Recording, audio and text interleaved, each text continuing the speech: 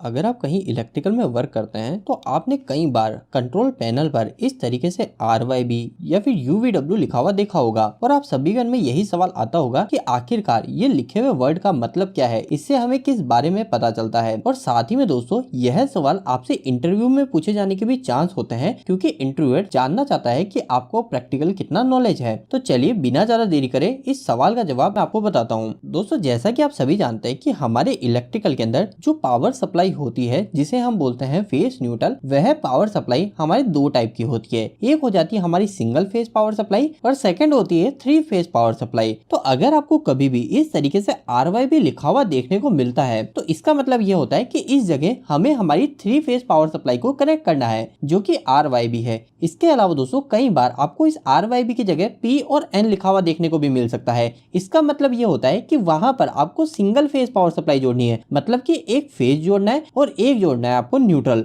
दोस्तों यहाँ पर मैं आपको एक और बात बताना चाहता हूँ जो कि आपके लिए जरूरी भी है जानना कि जब हम बात करते हैं RYB के बारे में तो यहाँ पर हम सभी यही सोचते हैं कि यह हमें हमारे इलेक्ट्रिकल के कलर कोड के बारे में बताता है। मतलब कि कहीं पर भी अगर RYB लिखा होगा तो वहां पर R पे हम फेस 1 मतलब कि हमारा रेड फेस, Y पर हम येलो फेस मतलब सेकंड फेस और B पे हमारा ब्लू फेस मतलब हमारा जो थर्ड फेस है वो हम कनेक्ट कर देंगे। लेकिन यहाँ पर आपको एक बात ध्यान रखना जरूरी है कि यह जो इलेक्ट्रिकल का कलर कोड है जो RYB पर हम फेस 1 फेस 2 फेस 3 जोड़ते हैं ये कई सारी अदर कंट्रीज के अंदर बदल जाता है। अगर हम यूरोपियन कंट्री की बात करें तो वहां पर 2004 से पहले हमारे जो कलर कोड का इस्तेमाल किया जाता था वो सेम ही होता था। वहां पर भी फेस 1 फेस 2 फेस 3 के लिए RYB ही लिखा हुआ होता था। लेकिन 2004 के बाद में वहां का जो कलर कोड है वो RYB से बदल के UVW रख दिया गया है और साथ ही में वहां पर फेस 1 के लिए रेड वायर की जगह ब्राउन कलर के वायर का इस्तेमाल करने लग गए हैं। फेस 2 पे हमारे येलो की जगह ब्लैक वायर का इस्तेमाल किया जाता है और फेस 3 की बात की जाए तो वहां पर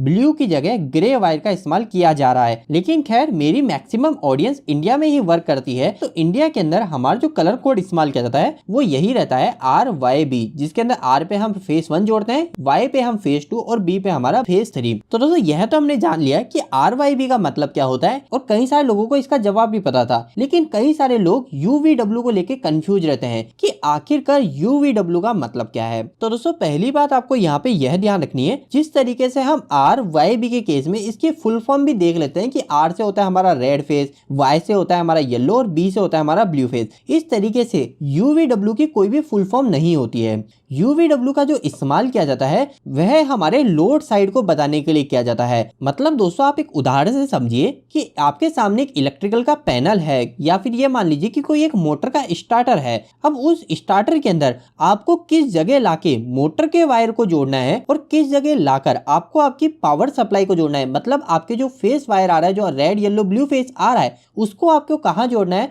और किस जगह आपको आपके मोटर के वायर जोड़ना है, ये आपको पता चलेगा RYB और UVW की मदद से। जब आप RYB की बात करते हो तो मैंने ऑलरेडी बताया आपको कि यहाँ पर हम सप्लाई वायर को कनेक्ट करते हैं, हमारे फेस को कनेक्ट करते हैं। लेकिन UVW का जो इस्तेमाल किया जाता है उसकी मदद से बताया जाता है कि हमें लोड किस जगह कनेक्ट करना है। तो अगर आप इस इमेज में देखोगे तो इस इमेज में यहाँ पर आपको साफ देखने को मिल रहा है, यहाँ पर लिखा हुआ है UVW और इसके नीचे भी लिखा हुआ है आपको और अच्छे से बताने के लिए कि यहाँ पर आपको आपके मोटर के जो 3 वायर है वो लाके जोड़ना है जो कि 3 फेज की मोटर है। तो इससे आपको क्लियर हो जाता है कि UVW का जो इस्तेमाल किया जाता है वो हमारे लोड साइड को इंडिकेट करने के लिए किया जाता है। यह तो दोस्तों मैंने आपको मोटर के स्टार्टर के बारे में बताया। इसके अलावा अगर आप आपकी SSR को भी देखो जो इंडस्ट्री के अंदर हम उपयोग करते हैं, सॉलिड स्टेट रिले, इसके अंदर भी अगर आप देखोगे तो यहाँ पे देखो आपको RYB देखने को मिल रहा है इस साइड। तो इससे क्या पता चला, यहाँ पे हम फेस 1 फेस 2 और फेस 3 लाके जोड़ेंगे और नीचे लिखा हुआ है UVW। इसका मतलब क्या हुआ, यहाँ पर हमारे लोड को कनेक्ट किया जाएगा। जैसे कि हमारी कोई मोटर है तो मोटर का एक वाइंडिंग हमारी इसमें U पे कनेक्ट होगी, दूसरी वाइंडिंग हमारे V पे और तीसरी वाइंडिंग हो जाएगी W पे। इसके अलावा दोस्तों आप एक और बात पे ध्यान दीजिए, जैसे कि अभी हमने देखा यहाँ पे लिखा हुआ है UVW।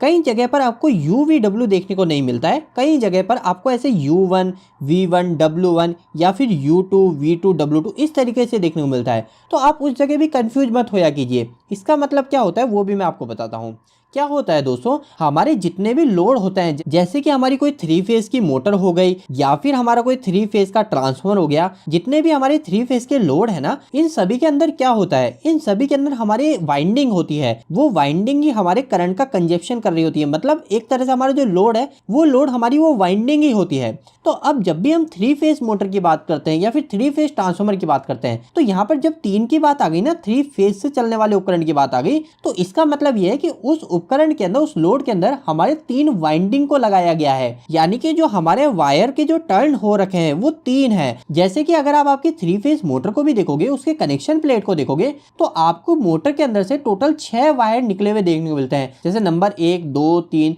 4 5 है, इस तरीके से आपको 6 पॉइंट देखने को मिलते हैं। तो इसका मतलब क्या हुआ, इसका मतलब यही है कि हमारी मोटर के अंदर जो वाइंडिंग है वो वाइंडिंग 3 है। और हमारी जो पहली वाइंडिंग है, इस वाइंडिंग से हमें 2 वायर देखने को मिल रहा है, पहला दूसरा। दूसरी वाइंडिंग से भी हमें 2 तार देखने को मिलेंगे और इसी तरीके से तीसरी वाइंडिंग से भी हमें 2 वायर देखने को मिलेंगे। तो अब यहाँ पे जो ये अलग अलग वायर है, इस वायर को अलग अलग नाम दिया जाता है। ये दिया जाता है हमारे U1 V1 W1 से। इसे कैसे दिया जाता है वो भी मैं आपको थोड़ा बताता हूँ। जैसे कि मैंने आपको बताया कि UVW किस बारे में बताता है, वो हमें बताता है लोड के बारे में। और जब हमारी 3 फेज मोटर की बात आ रही है, तो मोटर में एक्चुअल में करंट कौन ले रहा है, हमारा लोड क्या है, तो वो है हमारी वाइंडिंग।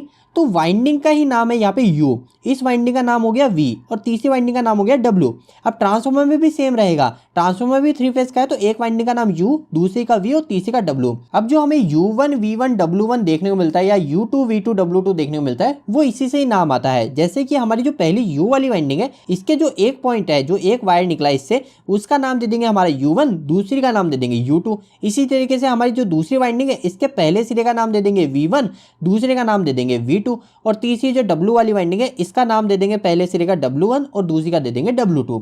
और इस तरीके से हमें U1 V1 W1 और U2 V2 W2 भी कई जगह पर देखने को मिलता है। तो दोस्तों उम्मीद है आपको क्लियर हो गया है कि आखिरकार RYB और UVW का मतलब इलेक्ट्रिकल में क्या होता है। मैं अगर आपको वापस से आखिरी में शॉर्ट में बताऊं, तो RYB हमें इस बारे में बताता है कि इस जगह हमें हमारी पावर सप्लाई को लाके कनेक्ट करना है। मतलब R पे हमें फेस 1 लाके जोड़ना है, Y पे हमें फेस 2 और B पे हमें फेस 3 लाके जोड़ना है।